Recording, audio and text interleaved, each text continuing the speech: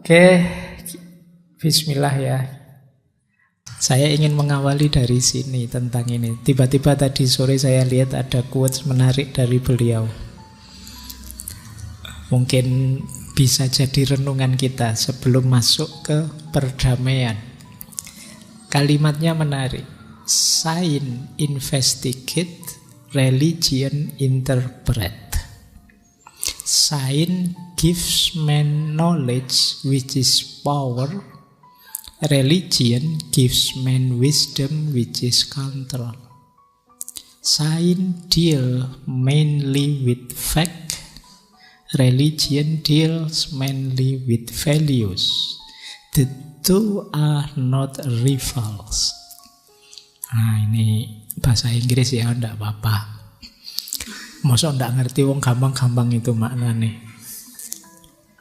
Jadi kata Martin Luther ini mungkin ikut nyumbang ide untuk perdebatan sains atau agama. Ini kan kapan-kapan kita bahas ini ya, sains dan agama ini. Karena kadang sering jadi konflik. Jadi yang agama mungkin memandang sains itu kurang bermakna, sementara yang sains sering memandang agama itu omong kosong saja. Sehingga terus secara tidak sadar sering ada konflik-konflik, tabrakan-tabrakan. Seolah-olah kita harus milih sains apa milih agama. Seolah-olah kalau sudah milih sains itu terus tidak penting lagi agama. Atau kalau sudah agamanya kuat buat apa sains. Maka kata Martin Luther ini ya, sains investigate. Ya memang ilmu sains itu menginvestigasi, meneliti, menelaah. Tapi religion interpret, agamalah yang menginterpretasi, memberi makna. Sains memberi seseorang pengetahuan, dan pengetahuan itu power. Kalau kita tidak ngerti ilmunya ya kita lemah dalam hal apa saja. Sementara agama memberi kita kebijaksanaan. Dan kata beliau which is control, yang ini merupakan kontrolnya. Jadi sains kekuatannya, agama yang memberi kebijaksanaan, mengontrol. Kalau istilah otomotif mungkin sains itu yang ngegas, agama yang ngerem. Nah, sains berhubungan dengan fakta-fakta, agama berhubungan dengan nilai-nilai. Dua-duanya tidak tabrakan, bukan saingan, bukan rival. Itu yang dikatakan oleh Martin Luther ya. Jadi kita ya perlu dua-duanya.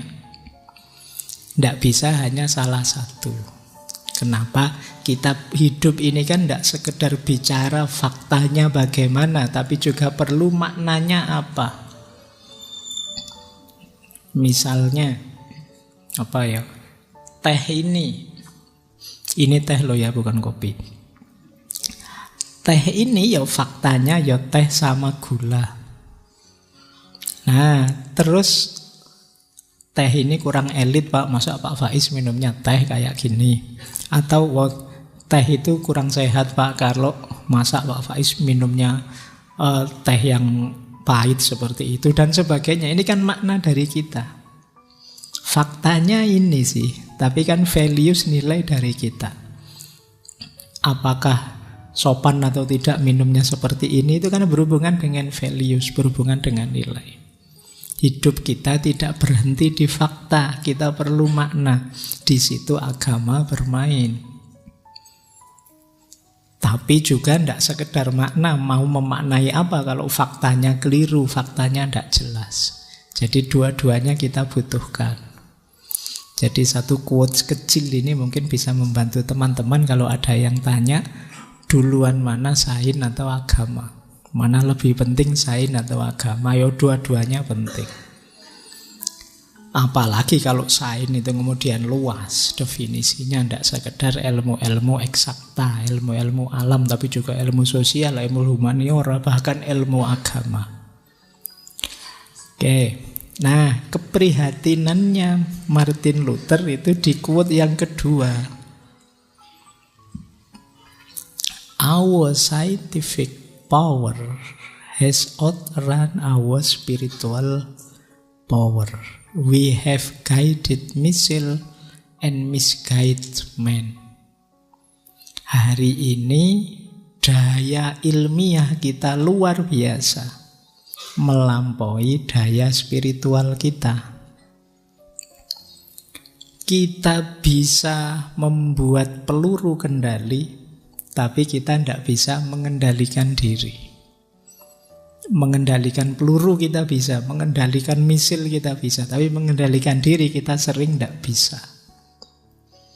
Ini mengkritik ya, kita selama ini ya banyak sih teknologi-teknologi luar biasa yang itu kan terus blunder, malah menghancurkan kita. Kenapa bisa begitu? Tidak sebanding ternyata perkembangan sains dengan perkembangan jiwa, perkembangan spiritual kita. Terus kita tidak siap. Akhirnya apa? Yang harusnya memudahkan hidup malah jadi problem hidup. Nambah masalah baru. Harusnya dia hadir jadi solusi, tapi dia malah kemudian jadi problem. Nah, ini ketika sains maupun agama porsinya tidak sesuai dengan yang ideal. Oke, baik. Ini pengantar saja kok, tiba-tiba saya tambahi ini tadi sebelum masuk ke sini ya. Karena saya lihat kok quote ini menarik. Ya kalau dikait-kaitkan dengan perdamaian ya ada saja. Karena ya perdamaian hari ini kan ya situasi keras tidak damai atau damai kan banyak berhubungan dengan sains maupun agama kalau hari ini. Baik, bismillah ya, kita mulai. Saya akan mengawali untuk mengambil filosofi hidup dari Martin Luther ini yang nanti berhubungan dengan perdamaian. Dia ini luar biasa perjuangannya sampai nanti beliau tewas dibunuh. Setelah beliau terbunuh itu terjadi kerusuhan massal di mana-mana, banyak yang tidak terima. Beliau memang meninggalnya belum terlalu tua. Beliau lahir 1929 dan nanti meninggal 1968. Beliau terbunuh 4 April dan lahirnya 15 Januari. Hari lahirnya Martin Luther nanti di Amerika bagian tertentu ada hari libur, Hari Martin Luther King, karena banyak jasa-jasa beliau. Yang terkenal kan pidato-pidato beliau, orasi-orasi beliau, termasuk surat-surat beliau waktu di penjara. Nah, malam hari ini mungkin sumbernya lebih banyak dari pidato-pidato, surat-surat. Jadi nanti ada kutipan-kutipan kecil dari kalimat-kalimat beliau. Jadi malam hari ini isinya bertaburan quotes-quotes. Jadi senang kan teman-teman, nanti motongnya kan enak, mbok pilih sesuai kebutuhanmu. Tergantung musuhmu siapa kan ngono, mau nyindir sapa wis ayo mbok ambil quotes sing ndi kan ngono biasa hari ini kan. Jadi wis sak karepmu lah wis pokoke. Kamu cari sendiri versimu yang cocok. Baik. Prinsip hidup, filosofi hidup yang luar biasa dari beliau yang pertama menurut saya, beliau pernah berpidato yang judulnya terkenal sekali, yaitu I have a dream. Aku punya mimpi. Beliau melihat situasi masyarakat di sekelilingnya sama sekali tidak ideal. Ada banyak penindasan-penindasan, ketidakadilan-ketidakadilan. Maka terkenal sekali pidato beliau, I have a dream. Aku punya mimpi. Ini menurut saya luar biasa. Mari mengawali hidup ini dengan mimpi-mimpi. Jadi banyak orang yang mimpi saja tidak berani. Kalian bercita-cita besar tidak berani. Kan banyak, meskipun kalian muda masih energik. Saya tidak tahu sekarang cita-citamu apa. Tapi saya tidak yakin yang hadir malam hari ini ada tidak kira-kira yang berani bercita-cita jadi presiden misalnya. Nggak berani ya, kamu pikiranmu, nggak mungkin Pak, mosok saya presiden kan, pikiranmu. Ada ndak yang misalnya opo lah jadi ketua PBB kah atau jadi opo, kan ndak berani. Paling cita-citamu ya pokoknya lulus nanti dapat kerja, terus nikah Pak, terus punya rumah, terus beli mobil, jalan-jalan sama keluarga. Mungkin itu cita-citamu. Maka disindir oleh Martin Luther, bermimpilah. Masa mimpi saja ndak berani? Wong mimpi itu gratis loh. Kenapa ndak berani? Sebesar mungkin, sehebat mungkin. Ini sudah bolak-balik disampaikan kok, bukan luar biasa. Ketika kalian diminta untuk bermimpi, seperti apapun mimpimu sah, valid. Jangan merasa, apa pantas Pak saya bermimpi ini, pantas. Tapi yang baik-baik ya, jangan mimpi yang negatif-negatif. Nanti disuruh mimpi besar kamu, saya ingin jadi ketua gangster apa ketua, nggak gitu. Jadi yang baik-baik ya, mimpi sing apik-apik. Jadi kata beliau, mari belajar bermimpi besar. Nggak peduli mimpinya apa, ayo belajar pede pada mimpi kita dan berusaha semaksimal mungkin mewujudkan impian itu. Seperti Pak Karno kan, yang ketika memprovokasi anak-anak muda kan, kita disuruh bermimpilah setinggi langit. Kalau ternyata gagal, jatuh ya kamu jatuh di antara bintang-bintang. Kamu ndak usah tanya tinggi mana langit sama bintang. Urusannya beda itu. Pokoknya maksudnya kalau mimpimu tinggi, ya seandainya gagal kan kamu masih tetap ndak rendah. Kalau mimpimu jadi presiden, kamu berjuang ke sana, ya misalnya meleset, ya bisa lah jadi menteri, ya paling ndak jadi bupati kan gitu. Tapi kalau cita-citamu cuma RW, ya kok meleset ya jadi RT ya akhirnya. Jadi maka yang tinggi mimpinya. Jadi oke.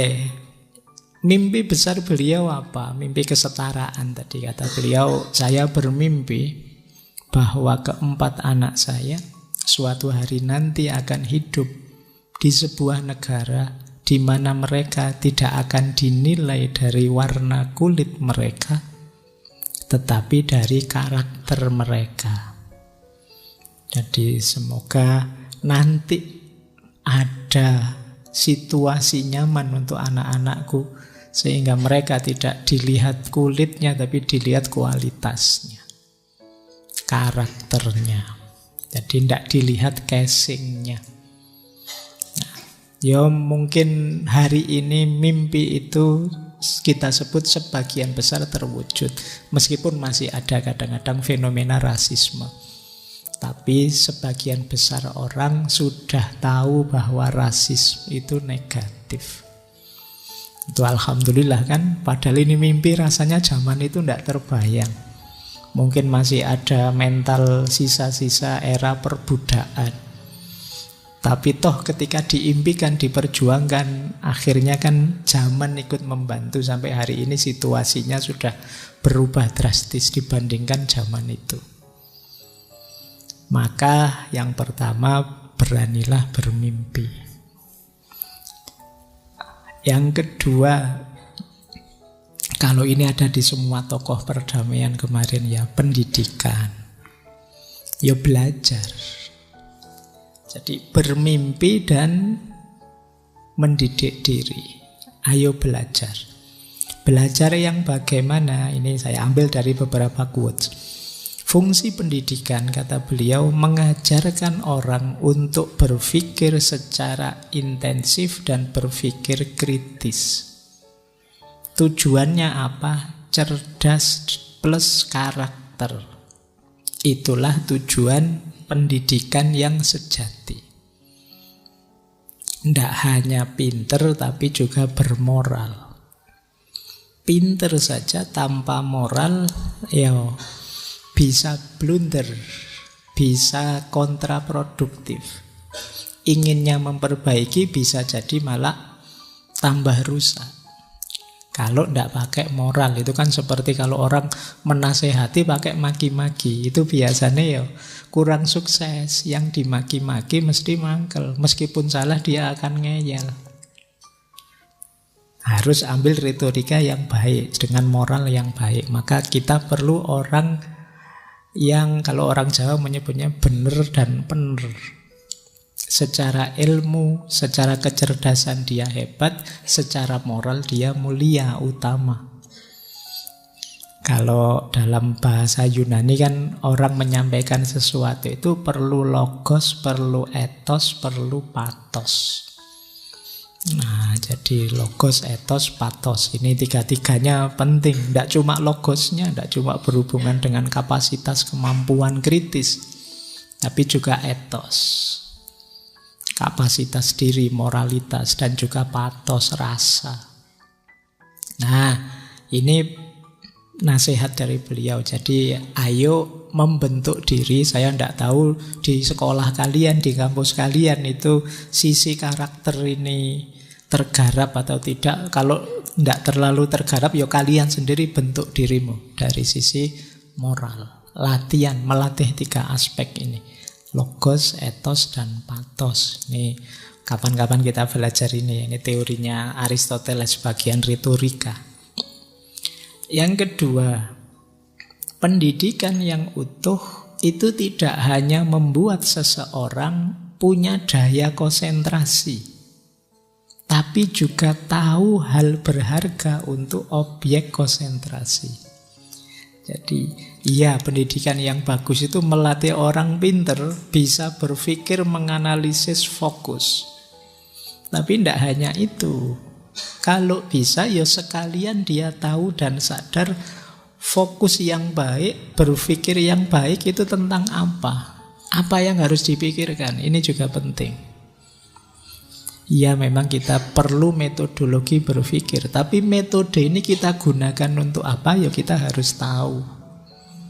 Jadi jangan metodenya luar biasa tinggi tapi dipakai untuk menggarap hal-hal yang sepele, hal-hal yang remeh.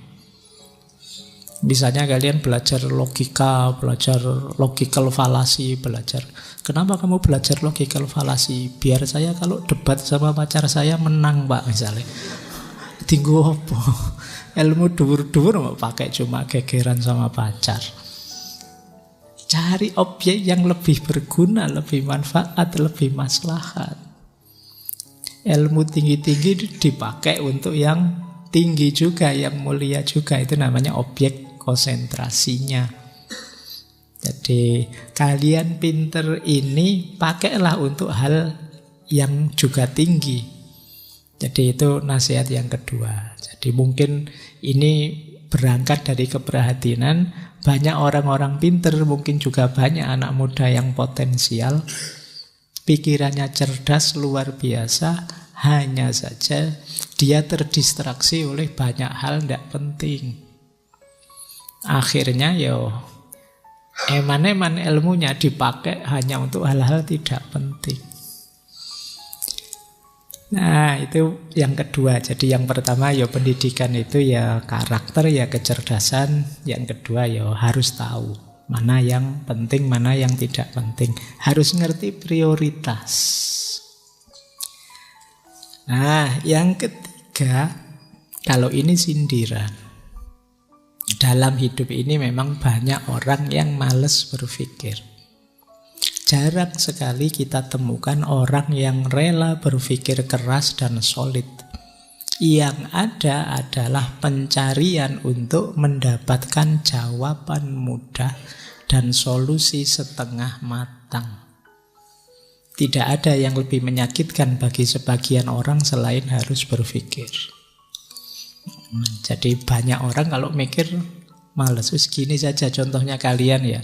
Misalnya kalian beli latihan soal-soal ujian lah, CPNS apa ujian akhir. Kamu nyari buku yang isinya soal saja apa yang sekaligus ada kunci jawabannya? Ayo. Ya kan, kamu mesti milih sing ono kunci jawabannya kan. Kenapa? Males mikir. Gitu. Kalau saya sering ngasih petunjuk kalian, di buku ada loh ya, coba dibaca sendiri, apa kamu baca itu? Kan enggak, mesti nunggu saya jelasin kan. Jadi itu sebagian orang begitu, sebagian besar orang ya sebagai nyari jawaban instan saja. Itu yang membuat kalian hari ini gampang termakan hoax, gampang dibohongi, gampang diseret ke kiri ke kanan. Karena kita tidak punya rasa ingin tahu dan semangat untuk mencari jawaban sendiri. Setiap orang lebih senang diwakili orang lain berpikir dia terima matengnya. Ya contoh paling gampang ya ngaji filsafat ini kan. Kalian daripada capek-capek membaca buku tentang Martin Luther King, ngapain ini dengerin Pak Faiz kira-kira ngono lah isinya. Karena sebagian besar kan begitu akhirnya. Nah, maka kayak katanya dulu kita belajar seorang psikolog filosof itu kan, Carl Gustav Jung, ketika dia bilang memang berpikir itu menyakitkan, sulit. Orang kemudian lebih suka menghakimi, ngejudge. Baik, prinsip kedua. Jadi ini nggak boleh ditinggal, belajar. Bermimpi ya, tapi harus belajar. Kalau kalian tidak belajar, tidak akan jadi. Oke, saya akhiri sekian. Kurang lebihnya mohon maaf. Wallahul muwafiq. Wallahu a'lam bishawab. Wassalamualaikum warahmatullahi wabarakatuh.